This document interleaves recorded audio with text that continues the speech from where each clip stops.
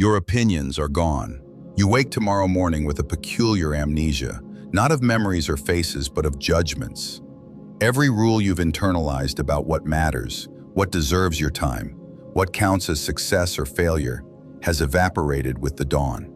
You still know how to tie your shoes, remember your mother's name, understand language, but the invisible scorecard you've carried since childhood, the one that tells you whether you're winning or losing at life, has been wiped clean.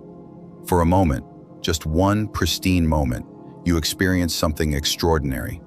The weight of 10,000 expectations lifts from your shoulders. The suffocating need to impress your colleague, the gnawing anxiety about your social media presence, the relentless comparison to your more successful sibling, all of it dissolves into irrelevance.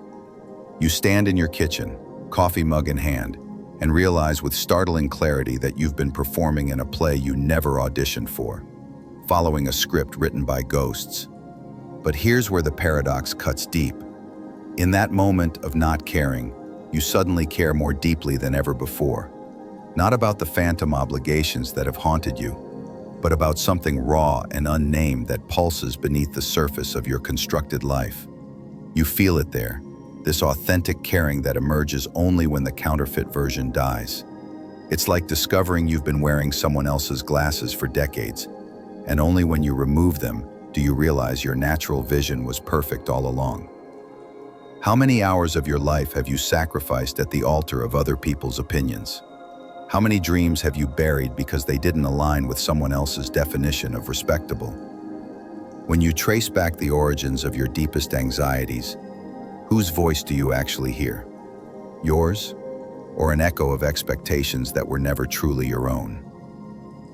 The most insidious prison is the one where you're both the guard and the prisoner, where the bars are made of should-haves and supposed-tos, where the lock is your own desperate need to matter in ways that don't actually matter at all. You've been taught that caring about everything is noble, that constant vigilance over your reputation is wisdom, that the exhausting performance of perpetual concern is what makes you a good person. But what if this very teaching is the poison disguised as medicine? Consider the last time you felt genuinely, spontaneously alive. Not successful, not accomplished, not validated, but alive. Chances are, in that moment, you weren't thinking about your 5-year plan or your professional reputation. You weren't measuring yourself against anyone else's metrics. You had temporarily escaped the tyranny of caring about the wrong things. And in that escape, you discovered what it means to truly care about the right ones. The sacred art of not caring isn't about becoming indifferent or callous. It's not about building walls or cultivating apathy. It's about something far more radical and infinitely more difficult. The complete reorganization of your psychological economy, where you stop spending your finite emotional currency on infinite demands for your attention and approval. It's about recognizing that every moment you spend caring about something trivial is a moment stolen from something essential. But we're terrified of this freedom, aren't we? We cling to our unnecessary burdens like life rafts, convinced that without them, we'll drown in meaninglessness. We mistake our chains for jewelry, our obligations for identity. The thought of not caring what others think feels like stepping off a cliff, because who are you if not the sum of others' perceptions? Who are you when the audience leaves and the lights go dark? This is the question that haunts the modern soul. In a world that profits from your insecurity, that feeds on your need for validation, that has weaponized caring into a tool of control, how do you reclaim the sacred power of selective indifference? How do you learn to care so precisely, so authentically, that your caring becomes a scalpel rather than a sledgehammer? The answer isn't what you think. It's not about trying harder or caring less. It's about understanding the hidden architecture of caring itself, the psychological machinery that determines what captures your attention and what passes through unnoticed. And once you see this architecture, once you understand how it was built and by whom, you can begin the dangerous work of demolition and reconstruction. The hidden problem and its psychological, philosophical roots. You weren't born caring about your Instagram metrics or your neighbor's opinion of your lawn. A newborn doesn't emerge from the womb anxious about their future credit score or their standing in the social hierarchy. This elaborate architecture of caring, this exhausting matrix of what matters, was constructed piece by piece, installed in your psyche through 1,000 small surrenders you don't even remember making. Friedrich Nietzsche called it the herd instinct, this deep biological programming that makes you desperate to belong, to conform, to care about what the group cares about. But Nietzsche saw only part of the picture. The modern manifestation of this instinct has evolved into something far more sophisticated and destructive. You're not just following the herd anymore. You're simultaneously performing for it, competing with it, and measuring your worth against it in real time, 24 hours a day. Carl Jung would have recognized this immediately as the shadow side of the persona. That social mask you wear so consistently, you've forgotten it's a mask at all. The persona, Jung argued, is necessary for functioning in society. But when it becomes too rigid, too dominant, it suffocates the authentic self beneath. You become so invested in maintaining the image that you lose contact with who you actually are. Every time you care about something because you're supposed to care about it, you feed the persona and starve the self. But here's where the problem becomes truly insidious. Modern society has weaponized this psychological vulnerability. Edward Bernays, the father of public relations and Freud's nephew, understood decades ago that you could control populations not through force, but through the manipulation of their caring. Make people care about the right things, status, consumption, conformity, and they'll police themselves more effectively than any authoritarian regime ever could. You live in a world that Viktor Frankl would have found horrifyingly familiar, not in its physical oppression, but in its existential emptiness. Frankl, who survived the Nazi concentration camps, wrote about the existential vacuum, the meaninglessness that occurs when people lose touch with what truly matters.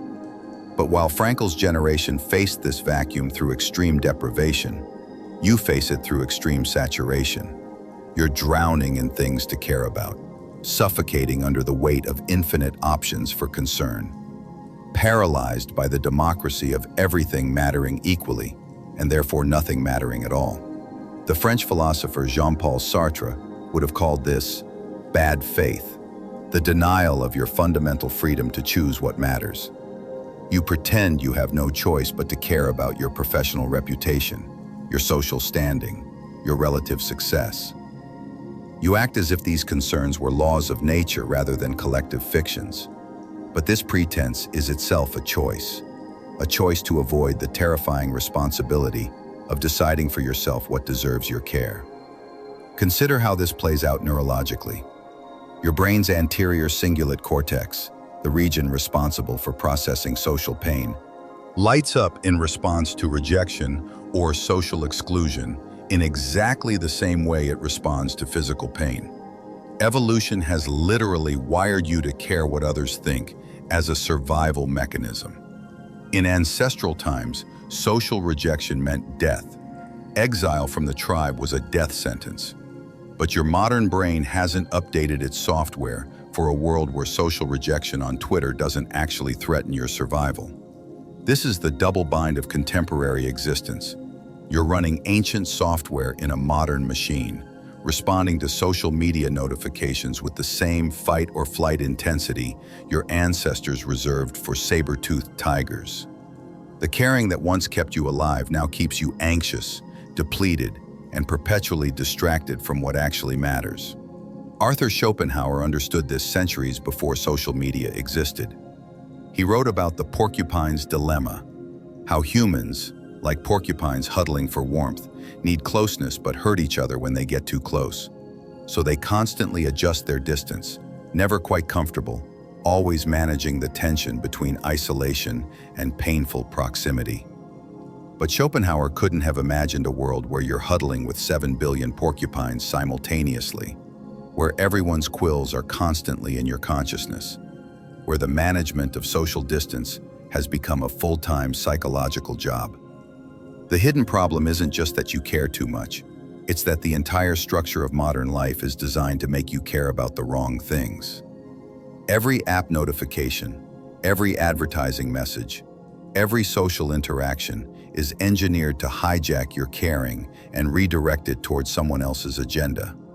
You're not just distracted, you're being systematically programmed to distribute your concern according to algorithms optimized for engagement, not meaning. Aldous Huxley predicted this in Brave New World, not a dystopia of oppression, but one of pleasure and distraction, where people are controlled not by removing their freedom, but by overwhelming them with trivial freedoms. The freedom to choose between 100 breakfast cereals while having no real choice about the fundamental structure of your life. The freedom to express yourself on social media while being invisibly guided toward predetermined patterns of thought and behavior. This is the architecture of modern caring, a vast machine designed to harvest your attention, monetize your insecurities, and keep you too exhausted by trivial concerns to ever question the system itself. You're not suffering from caring too much. You're suffering from caring too automatically, too unconsciously, allowing others to decide what deserves your emotional investment. The unseen consequences. You wake at 3 a.m. with your heart racing, not from a nightmare, but from a vague, shapeless anxiety about an email you haven't sent, a conversation you need to have, a deadline that's still weeks away. Your body floods with cortisol, the same stress hormone your ancestors produced when facing predators, because someone might think less of you if your presentation isn't perfect. You're literally killing yourself with caring, one stress response at a time, trading years of your life for the approval of people who won't remember your name in 5 years. The consequences cascade through every dimension of your existence, like dominoes falling in slow motion. Your romantic relationships suffocate under the weight of performed perfection. You're so busy caring about appearing to be the ideal partner that you forget to actually be present with the person you claim to love.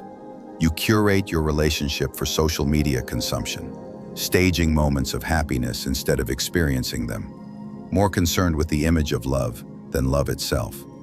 Watch how this poison seeps into your creativity. Every potential project, every nascent idea gets filtered through the lens of what will people think before it has a chance to breathe. You've internalized a committee of judges who evaluate your every thought before it's fully formed. The consequence? A graveyard of unborn possibilities, dreams that died in the womb because they couldn't survive the scrutiny of your anticipated criticism. You've become your own worst censor, killing your authentic expression before anyone else gets the chance. The neurological rewiring runs deeper than you imagine. Your brain's default mode network, the system active when you're not focused on the outside world, has been hijacked. Instead of using these moments for integration, creativity, and self-reflection, your mind automatically spirals into social comparison and status anxiety. You've lost the ability to be alone with yourself without immediately measuring yourself against others. The consequence is a fractured identity, built not from the inside out, but from the outside in. A house of cards that requires constant maintenance to keep from collapsing. Consider the opportunity cost, that brutal economic concept applied to your psychological economy. Every moment spent caring about your relative position in meaningless hierarchies is a moment not spent on genuine connection, creative expression, or simple presence. You're so busy managing perceptions that you've forgotten to have actual experiences. You document your life instead of living it, perform your emotions instead of feeling them, optimize your image instead of developing your character. The cultural conditioning runs so deep, you can't even see it anymore. You've been trained since childhood to seek external validation like a drug. Gold stars, grades, likes, promotions, an endless treadmill of achievements that promise fulfillment, but deliver only temporary relief before the hunger returns. This isn't just personal weakness. It's a systematic grooming process that creates perfect consumers and compliant citizens. People who care desperately about their status are easy to control. Just threaten their standing, and they'll do almost anything to protect it. Your decision-making has been fundamentally corrupted.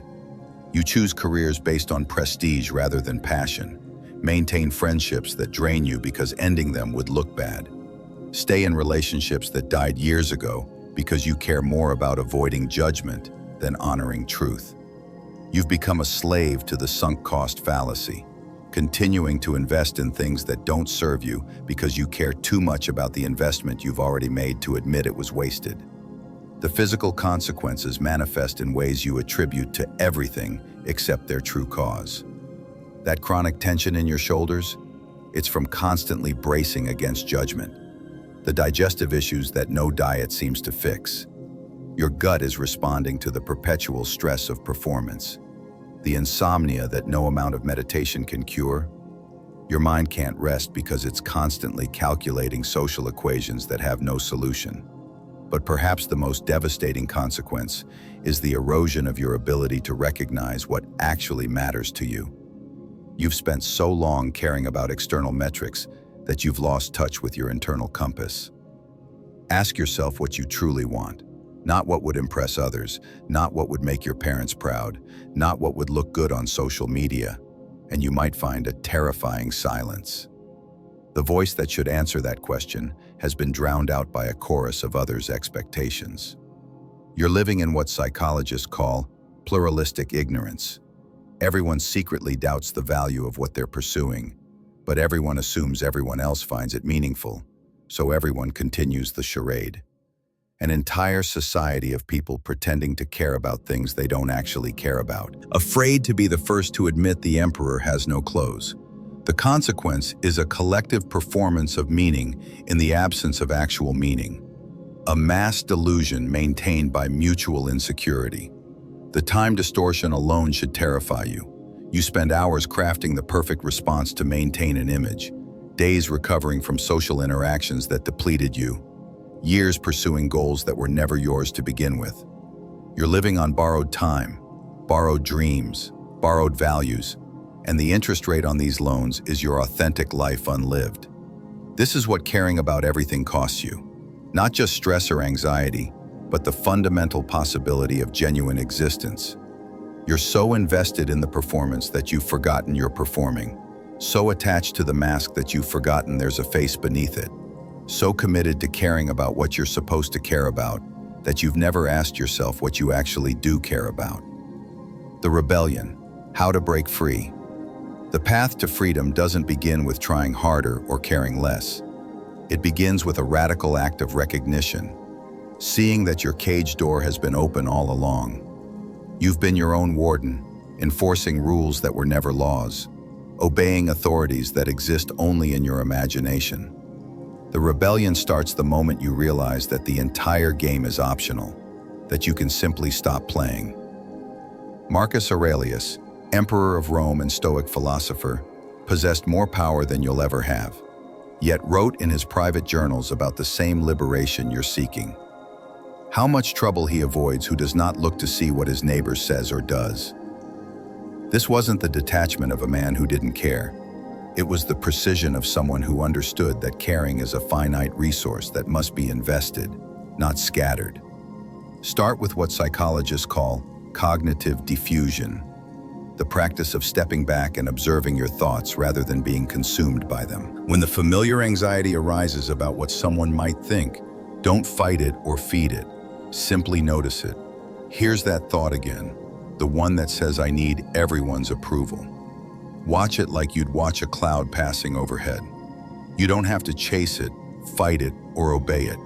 It's just weather in the landscape of your mind. The Japanese have a concept called ikigai, your reason for being, the intersection of what you love, what you're good at, what the world needs, and what you can be paid for. But here's the radical reframe. Instead of adding ikigai to your list of things to care about, use it as a filter to eliminate everything else. Let it become your scalpel for cutting away the unnecessary caring that clutters your life. Consider the story of Diogenes, the ancient Greek philosopher who lived in a barrel and mocked Alexander the Great to his face. When Alexander, the most powerful man in the world, asked if there was anything he could do for him, Diogenes replied, "Yes. Stand out of my sunlight." This wasn't rudeness. It was the ultimate demonstration of psychological freedom. Diogenes had reduced his caring to such essentials that even the world's most powerful man could only offer him shade he didn't want. You don't need to live in a barrel, but you need to understand the principle.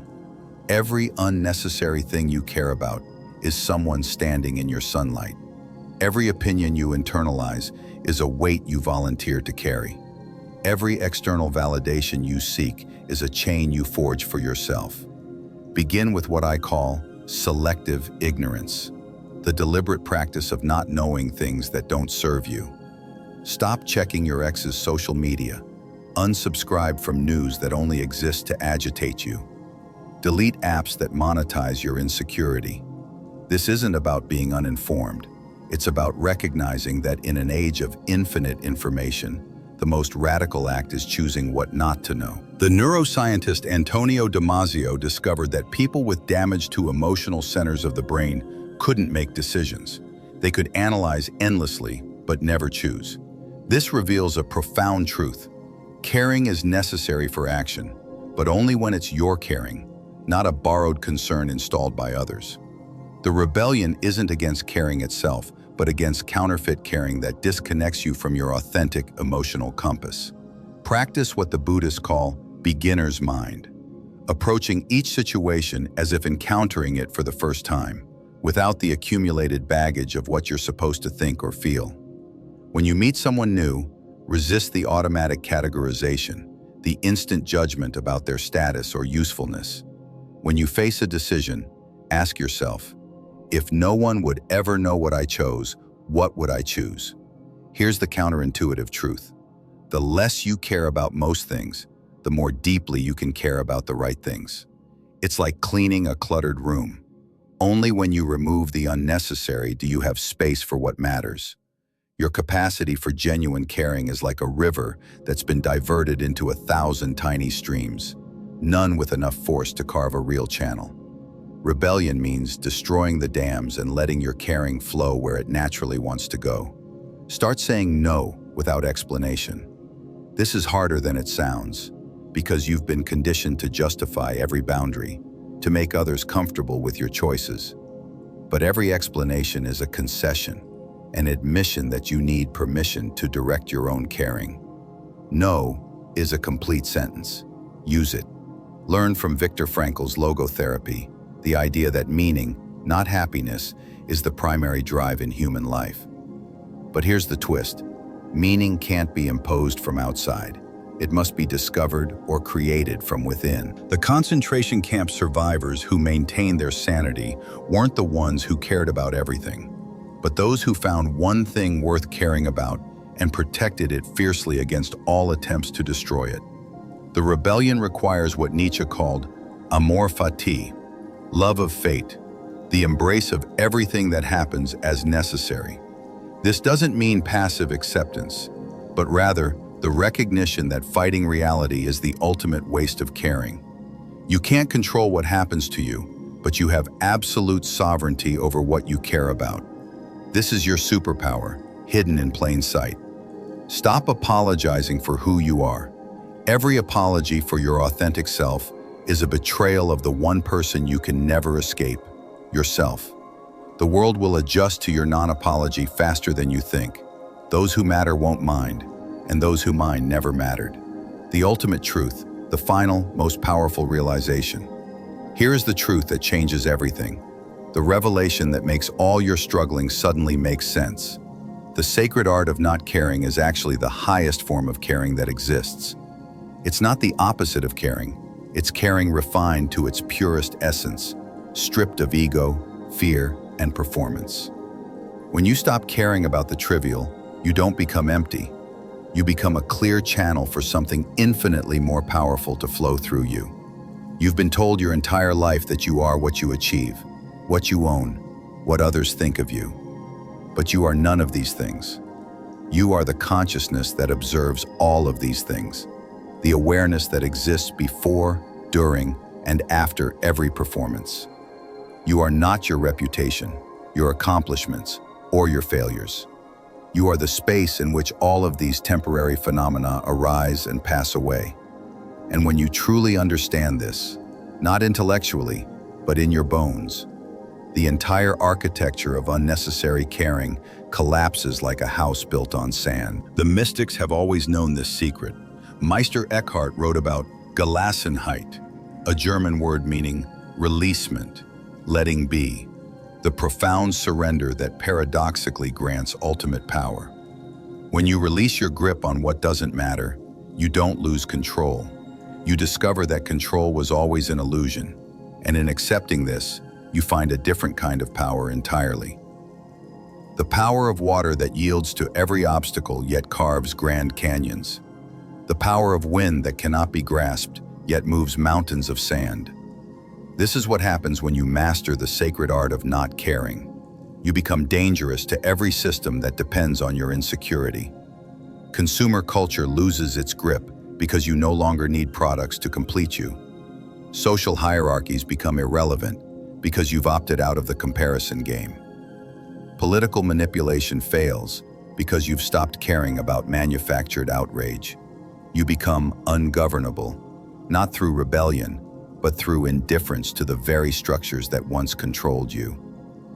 But here's the most beautiful paradox.